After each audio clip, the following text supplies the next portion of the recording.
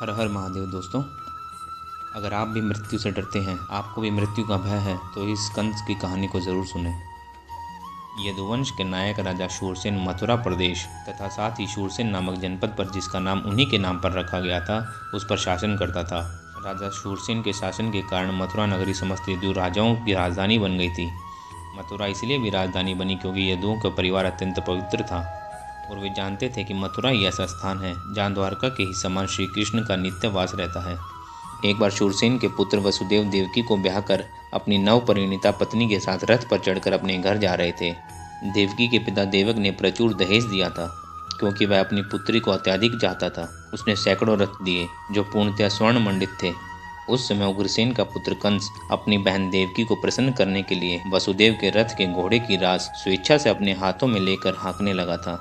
वैदिक सभ्यता की प्रथा अनुसार जब कन्या का ब्याह होता है तो उसका भाई अपनी बहन तथा अपने बहनोई को अपने घर ले जाता है। नवविवाहिता कन्या को अपने पिता के परिवार का बिछोह न लगे, इसलिए भाई उसके साथ तब तक जाता है जब तक वह अपनी ससुराल न पहुंच जाए। देवक ने जो पूरा दहेज दिया था वह इस प्रकार था: स्वर्णहारों से मंडित 400 हाथी, 15,000 सुसज्जित घोड़े तथा 1600 रथ थे। उसने अपनी पुत्री के साथ जाने के लिए 200 सुंदर बालिकाएं भी भेजने की व्यवस्था की थी। जब दूल्हा तथा दुल्हन रथ में जा रहे थे तो इस शुभ मुहूर्त की जानकारी देने के लिए अनेक प्रकार के बाजे बज रहे थे। शंख, बिगुल, ढोल तथा मृदंग एक साथ मिलकर मधुर संगीत की ध्वनि उत्पन्न कर रहे थे। तभी आकाश से अचानक एक आश्चर्यजनक ध्वनि गूंजी, जिसने विशेष रूप से कंस को उद्बोधित किया। हे कंस, तुम कितने मूर्ख हो! तुम अपनी बहन तथा बहनोई का रथ हाँक रहे हो, किंतु तुम यह नहीं जान रहे कि तुम्हारी इसी बहन की 8वीं संतान तुम्हारा वध करेगी।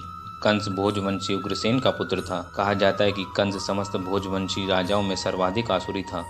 आकाशवाणी सुनते ही उसने देवकी के केश पकड़ लिए और उसे अपनी तलवार से मारना चाहा। वसुदेव को कंस के इस दुर्व्यवहार पर आश्चर्य हुआ, अतः वे अपने इस क्रूर निर्लज्ज साले को शांत करने के उद्देश्य से अत्यंत तर्क तथा प्रमाण सहित इस प्रकार बोले: हे मेरे प्रिय साले कंस, तुम भोजवंश के सर्वाधिक प्रसिद्ध राजा हो और लोग तुम्हें महानतम योद्धा तथा पराक्रमी के रूप में जानते हैं। आखिर तुम इतने क्रुद्ध क्यों हो गए कि अपनी बहन के विवाह के शुभ अवसर पर उसे मारने के लिए उद्यत हो गए हो? तुम अपने मृत्यु से इतने भयभीत क्यों हो? मृत्यु तुम्हारे जन्म के साथ ही उत्पन्न हो चुकी है। जिस दिन तुमने जन्म ग्रहण किया उसी दिन से तुम्हारी मृत्यु प्रारंभ हो गई। मान लो कि तुम 24 वर्ष के हो, इसका अर्थ यह हुआ कि तुम पहले ही 24 वर्ष मर चुके हो। तुम हर पल हर क्षण मर रहे हो, तो फिर मृत्यु से इतना डर क्यों रहे हो? अनंत मृत्यु अवश्यंभावी है। तुम चाहे आज मरो या 100 वर्ष बाद मरो, तुम मृत्यु से बच नहीं सकते, तो फिर मृत्यु से इतना डरते क्यों हो? वस्तुतः मृत्यु का अर्थ है इस वर्तमान शरीर का विनाश। जैसे यह वर्तमान शरीर कार्य करना बंद कर देता है और भौतिक प्रकृति के पंच तत्वों में मिल जाता है, तो शरीर के भीतर की आत्मा शरीर के वर्तमान कर्मों तथा उनके फल के अनुसार दूसरा शरीर ग्रहण करती है। यह मनुष्य के सड़क पर चलने के समान है। मनुष्य अपना पांव आगे बढ़ाता है और ज्यों ही उसे विश्वास हो जाता है कि उसका पांव ठोस भूमि पर पड़ा है, तो वह दूसरा पांव उठाता है। इसी प्रकार यह शरीर भी एक के बाद दूसरे शरीर में बदलता रहता है और आत्मा देहांतर करता रहता है। देखो न कितनी सतर्कता से पौधे का कीड़ा एक टहनी से दूसरी टहनी को जाता है। इसी प्रकार जब उच्च अधिकारी यह निर्णय लेते हैं कि अगला शरीर कैसा हो, तो जीव अपना शरीर बदल लेता है। जब तक जीव इस भौतिक संसार में बद्ध रहता है, तब तक उसे एक के बाद दूसरा भौतिक शरीर ग्रहण करना होगा। उसे अगला शरीर उसके इस जीवन के कर्मों तथा उनके फलों के अनुरूप प्रकृति के नियमों द्वारा प्रदत्त होता है। यह शरीर स्वप्न में देखे जाने वाले शरीरों में से किसी एक के ही समान होता है। सोते समय स्वप्न में हम अपनी मानसिक सृष्टि के अनुसार अनेक शरीरों की रचना करते रहते हैं। हम पहले से स्वर्ण देखे रहते हैं और पर्वत भी, अतः स्वप्न में हम दोनों विचारों को मिलाकर स्वर्णिम पर्वत को देखते हैं। कभी कभी सपने में हम अपने शरीर को उड़ता हुआ देखते हैं और उस समय हम अपने वर्तमान शरीर को बिल्कुल भूल जाते हैं। इसी प्रकार ये शरीर बदलते रहते हैं। जब तुम्हें कोई शरीर मिलता है तो तुम विगत शरीर को भूल जाते हो। स्वप्न में हम न जाने कितने नए प्रकार के शरीर के साथ संपर्क कर सकते हैं, किंतु जगने पर हम उन सबको भूल जाते हैं। ये भौतिक शरीर वास्तव में हमारी मानसिक क्रियाशीलता की रचना है, किंतु इस समय हम अपने विगत शरीरों का स्मरण नहीं कर पाते। मन बड़ा ही चंचल है, कभी यह कुछ स्वीकार करता है और तुरंत उसी वस्तु का अस्वीकार कर देता है। इंद्रिय तृप्ति के लिए पांचों विषयों रूप, रस, गंध, शब्द तथा स्पर्श के संपर्क से ही मन स्वीकार और अस्वीकार करता रहता है। चिंतनशील विधि द्वारा मन इंद्रिय तृप्ति के विषयों के संपर्क में आता है और जीव इच्छा अनुसार विशेष प्रकार का शरीर प्राप्त करता है। इस प्रकार शरीर भौतिक प्रकृति के नियमों द्वारा प्रदत्त एक उपहार है। जीव शरीर ग्रहण करके अपने शरीर की रचना के अनुसार इस जगत में सुख भोगने या दुख सहने के लिए फिर से आते हैं, किसी विशेष शरीर के बिना हम विगत जीवन से प्राप्त मानसिक दशा के अनुसार सुख या दुख का अनुभव नहीं कर सकते। हमें विशेष प्रकार का जो शरीर मिलता है वह मृत्यु के समय हमारी मानसिक दशा के अनुसार ही मिलता है। सूर्य, चंद्र या नक्षत्र जैसे प्रकाशमान लोकों का प्रतिबिंब विभिन्न प्रकार के आकारों में पड़ता है। यह प्रतिबिंब पात्र के गति के अनुसार हिलता डुलता है।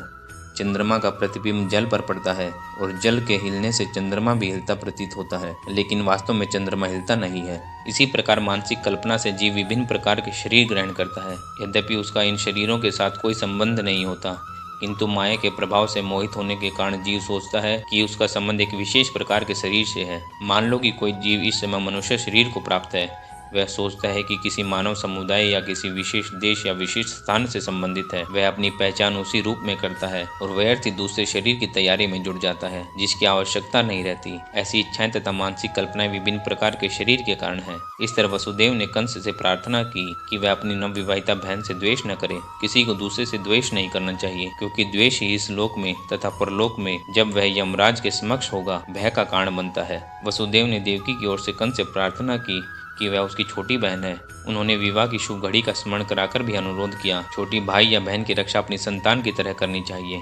इस प्रकार वसुदेव ने सदुपदेश द्वारा तथा दार्शनिक तर्क वितर्क द्वारा कंस को शांत करने का प्रयास किया, किंतु वह शांत नहीं हुआ, क्योंकि उसकी संगति असुरों के साथ थी। अपनी आसुरी संगति के कारण राजसी उच्च कुल में जन्म लेकर भी वह असुर बना रहा। असुर कभी किसी सदुपदेश की परवाह नहीं करता। वह प्रतिबद्ध चोर की तरह होता है। भले ही कोई कितना ही नैतिक उपदेश क्यों न दे, उस पर कोई प्रभाव नहीं पड़ता। इस प्रकार जो लोग स्वभाव से आसुरी या नास्तिक होते हैं वे मुश्किल से किसी सदुपदेश को ग्रहण करते हैं, चाहे उपदेश कितना ही प्रामाणिक क्यों न हो। देवता में तथा असुर में यही अंतर है। जो लोग सदुपदेश ग्रहण करके उसके अनुसार जीवन बिताने का प्रयास करते हैं वे देवता कहलाते हैं, और जो ऐसे सदुपदेश को ग्रहण करने में असक्षम है वे असुर कहलाते हैं। जब वसुदेव कंस को शांत करने में असफल रहे तो वे असमंजस में पड़ गए कि वह अपनी पत्नी देवकी की किस प्रकार रक्षा करें। संकट आसन होने पर बुद्धिमान व्यक्ति को चाहिए कि यथासंभव इस संकटमय स्थिति से बचने का प्रयास करे, किंतु यदि सारी बुद्धि लगाने पर भी विकट स्थिति को टालने में असफल रहे तो यह उसका दोष नहीं है। मनुष्य को चाहिए कि जहाँ तक हो सके अपने कर्तव्य को निभाए। वसुदेव अपनी पत्नी के बारे में इस तरह सोचने लगे, इस समय तो मैं देवकी के प्राणों की रक्षा करूंगा, तत्पश्चात यदि हमारी संतानें हुई तो उन्हें बचाने का उपाय सोचूंगा। उन्होंने आगे सोचा, यदि भविष्य में हमारी कोई संतान होती है जो कंस को मार सके जैसा कि कंस सोचता है, तो देवकी तथा वह संतान दोनों ही बच जाएंगे, क्योंकि विधि का विधान अचिंत्य है। किंतु इस समय तो किसी तरह मुझे देवकी के प्राणों की रक्षा करनी है। अपनी पत्नी की रक्षा का उपाय सोचकर वसुदेव अत्यंत पापी कंस से ससम्मान बोले। कभी कभी ऐसा होता है कि वसुदेव जैसे पुरुष को कंस जैसे परम पापी व्यक्ति की चाटुकारिता करनी पड़ती है। यद्यपि वसुदेव अत्यधिक खिन्न थे, किंतु ऊपर से वे मुस्कुराने लगे। कंस अति निर्दयी था, इसीलिए उन्होंने इस निर्लज्ज को इस प्रकार संबोधित किया, हे मेरे प्रिय कंस, तुम यह मान लो कि तुम्हें अपनी बहन से कोई खतरा नहीं है। तुम्हें खतरे की आशंका इसलिए है क्योंकि तुमने आकाशवाणी सुनी है। खतरा तो तुम्हारी बहन के पुत्रों से आना है जो इस समय यहाँ उपस्थित भी नहीं है, और कौन जानता है कि भविष्य में पुत्र हो या नहीं। इस विचार से तो तुम अभी सुरक्षित हो, न ही तुम्हें अपनी बहन से डरने का कोई कारण है। यदि उसके पुत्र उत्पन्न होते हैं तो मैं वचन देता हूँ कि उन सबों को लाकर आवश्यक कार्रवाई के लिए तुम्हारे समक्ष प्रस्तुत कर दूंगा। कंस वसुदेव के वचनों के महत्व को जानता था और वह उनके तर्क से आश्वस्त हो गया। तत्पश्चात देवकी के प्रति वर्ष एक संतान हुई। समय आने पर वसुदेव तथा देवकी ने 8 पुत्रों तथा 1 कन्याओं को जन्म दिया। जब पहला पुत्र उत्पन्न हुआ तो वसुदेव अपने वचन के अनुसार उसे कंस के पास तुरंत ले गए। कहा जाता है कि वसुदेव अपने वचन के लिए अत्यंत विख्यात थे। यद्यपि नवजात पुत्र को कंस के हाथों में सौंपना वसुदेव के लिए अत्यंत कष्टप्रद था, किंतु इससे कंस अत्यंत प्रसन्न हुआ। वह वसुदेव के आचरण से कुछ दयाद्र हो उठा। यह अत्यंत आदर्श घटना है। वसुदेव जैसे महात्मा के लिए अपना कर्तव्य पालन करते हुए कुछ भी कष्ट नहीं होता। वसुदेव जैसा विद्वान पुरुष बिना हिचक के अपना कर्तव्य पालन करता है, जबकि कंस जैसा असुर कोई भी घृणित कर्म करने से पहले हिचकिचाता भी नहीं है। इसलिए कहा गया है कि साधु पुरुष सभी प्रकार के कष्ट में जीवन सहन कर सकता है। विद्वान पुरुष अनुकूल परिस्थितियों की प्रतीक्षा किए बिना अपना कार्य कर सकता है। कंस जैसा नृशंस व्यक्ति कोई भी पाप कर सकता है, और एक भक्त भगवान को प्रसन्न करने के लिए सब कुछ न्यौछावर कर सकता है। वसुदेव के व्यवहार से कंस संतुष्ट हो गया। वह यह देखकर आश्चर्यचकित था कि वसुदेव ने अपने वचन का पालन किया। अतः उन पर दयालु तथा प्रसन्न होकर इस प्रकार बोला, हे वसुदेव, इस पुत्र को मुझे भेंट करने की कोई आवश्यकता नहीं है। मुझे इस पुत्र से कोई खतरा नहीं है। मैंने सुना है कि तुम्हारे तथा देवकी का 8वां पुत्र मुझे मारेगा, तो फिर मैं इस पुत्र को व्यर्थ ही क्यों स्वीकार करूं? तुम इसे वापस ले जा सकते हो। जब वसुदेव अपने प्रथम पुत्र को घर लेकर लौट रहा था तो यद्यपि वे कंस के व्यवहार से प्रसन्न थे, तथापि उन्हें उस पर विश्वास नहीं हो रहा था, क्योंकि वे जानते थे कि कंस किसी के वश में नहीं है। एक नास्तिक पुरुष कभी भी अपने वचन का पक्का नहीं हो सकता। जो व्यक्ति अपनी इंद्रियों को वश में नहीं रख सकता, वह अपने संकल्प में किस प्रकार दृढ़ हो सकता है। उस समय कंस के पास महर्षि नारद आए। उनको जानकारी मिली कि कंस ने वसुदेव पर दयाद्र होकर पहले नवजात शिशु को लौटा दिया है। नारद अत्यधिक उत्सुक थे कि जितना जल्दी हो सके भगवान कृष्ण अवतार लें। अतः उन्होंने कंस को सूचित किया कि एक और वृंदावन में नंद महाराज जैसा महापुरुष तथा गवाल एवं गवालों की पत्नियां, और दूसरी ओर वसुदेव, उनके पिता शूरसेन तथा यदुवंशी वृष्णि कुल में उत्पन्न उनके सारे संबंधी तथा उनके मित्र एवं शुभ चिंतक सभी वास्तव में देवता हैं। नारद ने कंस को आगाह किया कि वह उन सब से सावधान रहे, क्योंकि कंस तथा उसके सारे मित्र एवं सलाह देने वाले सभी असुर थे। असुरगण सदैव देवताओं से भयभीत रहते हैं। इस प्रकार नारद से विभिन्न परिवारों में देवताओं के प्रकट होने की जानकारी प्राप्त करके कंस तुरंत चौकन्ना हो गया। वह समझ गया कि चूंकि देवता प्रकट हो चुके हैं, अतः भगवान विष्णु का भी शीघ्र ही आगमन होगा। उसने तुरंत अपने बहनोई वसुदेव तथा बहन देवकी को बंदी बना लिया और उन्हें कारागार में डाल दिया। वसुदेव तथा देवकी लोहे की सांकलें पहने कारागार में प्रतिवर्ष एक पुत्र को जन्म देते रहे, और कंस प्रत्येक पुत्र को विष्णु का अवतार समझकर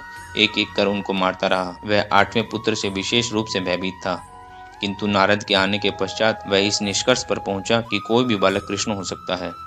अतः वसुदेव तथा देवकी से उत्पन्न सभी संतानों को मारना ही श्रेयस्कर होगा।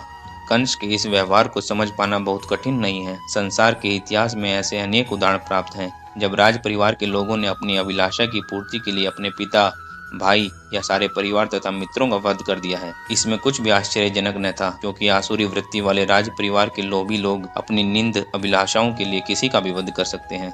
नारद की कृपा से कंस अपने पूर्व जन्म से अवगत हुआ। उसे पता चला वह पूर्व जन्म में काल नेमि नामक असुर था, जिसका वध विष्णु द्वारा हुआ था। उसने भोज परिवार में जन्म लेकर यह निश्चय किया था कि वह यदुवंश का घोर शत्रु बनेगा। चूंकि कृष्ण उसी परिवार में जन्म लेने जा रहे थे, अतः कंस अत्यधिक भयभीत था कि वह पूर्व जन्म की भांति कृष्ण के हाथों मारा जाएगा। सर्वप्रथम उसने अपने पिता उग्रसेन को बंदी बना लिया, क्योंकि वह यदु, भोज तथा अंधक वंशों का प्रमुख राजा था। उसने वसुदेव के पिता शूरसेन के राज्य पर भी अधिकार जमा लिया और अपने आप को इस समस्त देशों का राजा घोषित कर दिया। हर हर महादेव। दोस्तों, हम आज की कथा को यहीं समाप्त करते हैं, और अगली कथा में हम लोग जानेंगे कैसे देवताओं ने भगवान श्री कृष्ण को, जो कि देवकी माता के गर्भ में थे, उनकी स्तुति की, उनसे प्रार्थना की कि इस संसार में आप जन्म लो।